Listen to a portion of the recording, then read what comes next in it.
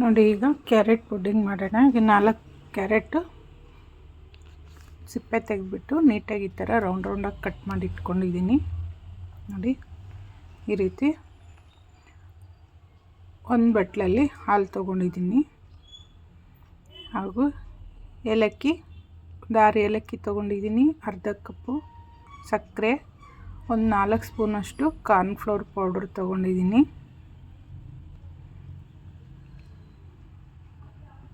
ಈಗ ಸ್ಟವ್ ಮೇಲೆ ಒಂದು ಪಾತ್ರೆ ಇಟ್ಕೊಳ್ಳೋಣ.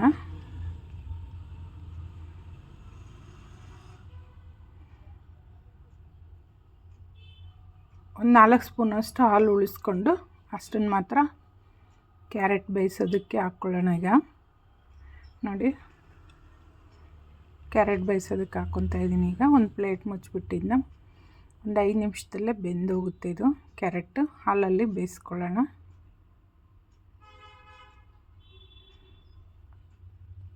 ಮೀಡಿಯಮ್ ಊರಿಗೆ ಇಟ್ಬಿಟ್ಟು ಬೇಯಿಸ್ಕೋಬೇಕು. ಅಷ್ಟರಲ್ಲಿ ಈಗ ಕಾರ್ನ್ಫ್ಲೋರ್ ತೊಗೊಂಡಿದ್ವಲ್ಲ 4 ಸ್ಪೂನು, ಅದೇ ಉಳಿದಿರೋಂಥ ಹಾಲಲ್ಲಿ ಚೆನ್ನಾಗಿ ಗಂಟೆಗಳೆಲ್ಲ ಇಲ್ಲದೆ ಇರೋ ರೀತಿ ಚೆನ್ನಾಗಿ ಮಿಕ್ಸ್ ಮಾಡ್ಕೊಳ್ಳೋಣ.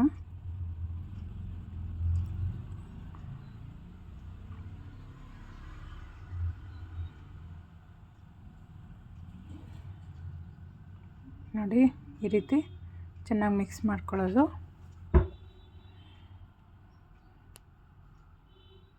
ಬೆಂದಿದೆ ಈಗ ಕ್ಯಾರೆಟ್. ನೋಡೋಣ ಈಗ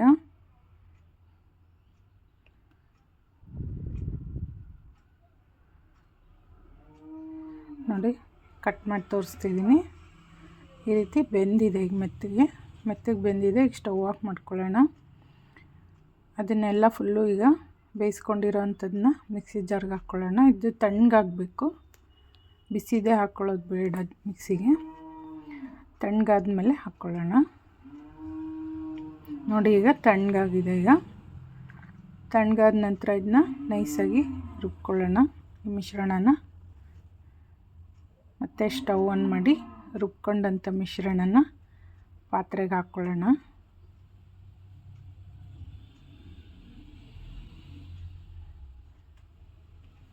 ಇದಕ್ಕೆ ಮತ್ತೆ ನೀರೇನು ಸೇರಿಸೋದು ಬೇಡ. ಮತ್ತು ಸಕ್ಕರೆ ತೊಗೊಂಡಿದ್ವಲ್ಲ ಅದನ್ನು ಹಾಕ್ಕೊತಾ ಇದ್ದೀನಿ. ಏಲಕ್ಕಿ ಪೌಡ್ರು ನುಣ್ಣಗೆ ಕುಟ್ಟಿಟ್ಕೊಂಡಿದ್ದು.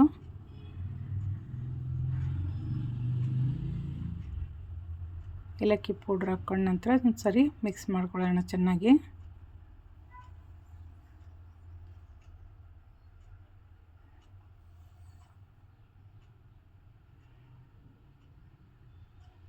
ನೋಡಿ ಈಗ ಇದೆಲ್ಲ ಕಡೆ ಮಿಕ್ಸ್ ಆಗಿದೆ ಚೆನ್ನಾಗಿ. ಈಗ ಕಲಸಿಟ್ಕೊಂಡಿದ್ವಲ್ಲ ನಾವು ಕಾರ್ನ್ಫ್ಲೋರ್ ಹಾಲಲ್ಲಿ, ಅದನ್ನು ಹಾಕ್ಕೊಳ್ಳೋಣ.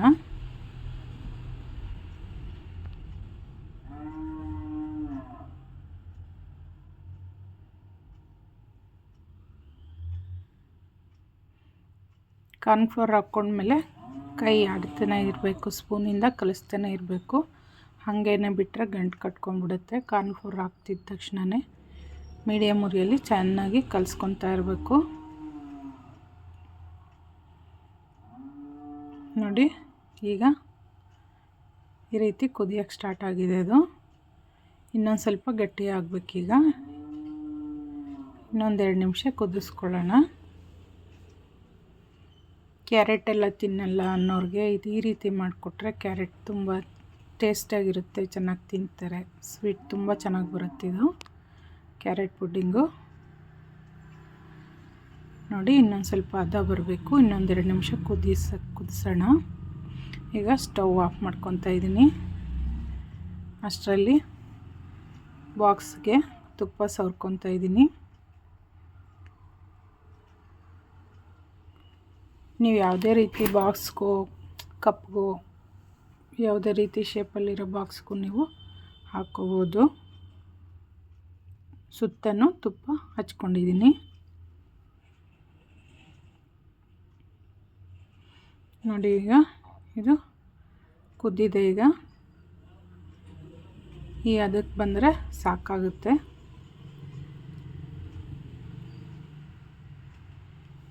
ನೋಡಿ ಈಗ ಸಾಕೀಗ ಸ್ಟವ್ ಆಫ್ ಮಾಡ್ಕೊಳ್ಳೋಣ.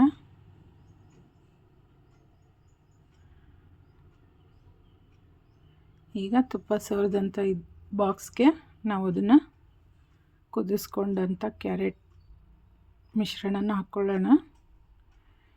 ಇದನ್ನು ಹಾಕ್ಕೊಂಡ ನಂತರ ಸ್ವಲ್ಪ ಈ ರೀತಿ ಸೆಟ್ ಮಾಡ್ಕೊಬೇಕು. ಎಲ್ಲವನ್ನು ಹಾಕ್ಕೊಂಡು ಈ ರೀತಿ ಸೆಟ್ ಮಾಡ್ಕೊತಾ ಇದ್ದೀನಿ.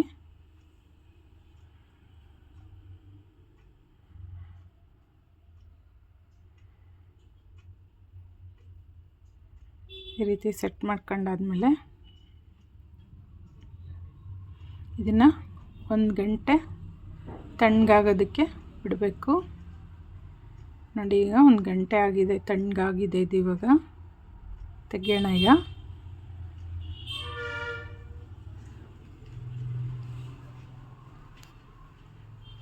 ನೋಡಿ ಈ ರೀತಿ ಬಾಕ್ಸಿಂದ ಅದೇ ಬಿಚ್ಕೊಳ್ಳುತ್ತೆ ಈ ಥರ.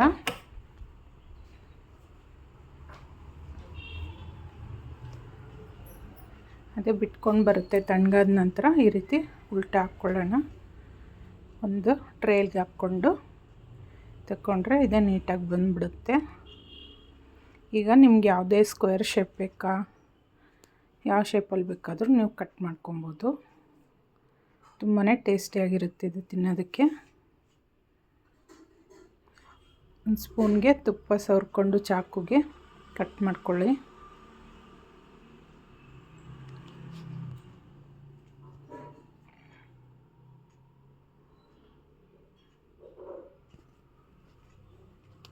ನೋಡಿ ಈ ರೀತಿ ನಿಮ್ಗೆ ಯಾವ ಶೇಪಲ್ಲಿ ಬೇಕು ನೋಡಿಕೊಂಡು ಕಟ್ ಮಾಡ್ಕೊಳ್ರಿ.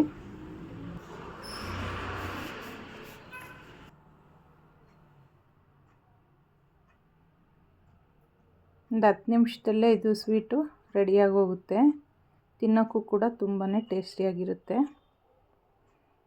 ನೋಡಿ ಈ ರೀತಿ ತುಂಬಾ ಸ್ಮೂತಾಗಿ ಟೇಸ್ಟಿಯಾಗಿ ಬರುತ್ತೆ ಈ ಸ್ವೀಟು.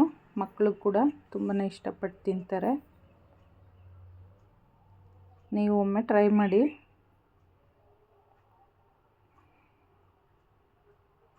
ತುಂಬಾ ಟೇಸ್ಟಿಯಾಗಿ ಬರುತ್ತೆ ಸ್ವೀಟು. ನೋಡಿ ಈ ರೀತಿ ಸ್ಮೂತಾಗಿದೆ. ನೋಡಿ ತುಂಬಾ ಸೂಪರಾಗಿ ಬಂದಿದೆ. ನಿಮ್ಮ ಮನೆಯವ್ರಿಗೂ ಎಲ್ಲ ಇಷ್ಟ ಆಗುತ್ತೆ. ಮನೇಲಿ ಒಂದು ಸರಿ ಟ್ರೈ ಮಾಡಿ ನೋಡಿ. 4 ಕ್ಯಾರೆಟ್ ಇದ್ದರೆ ಸಾಕು, ಬೇಗನೆ ಸ್ವೀಟು ರೆಡಿಯಾಗಿ ಹೋಗುತ್ತೆ.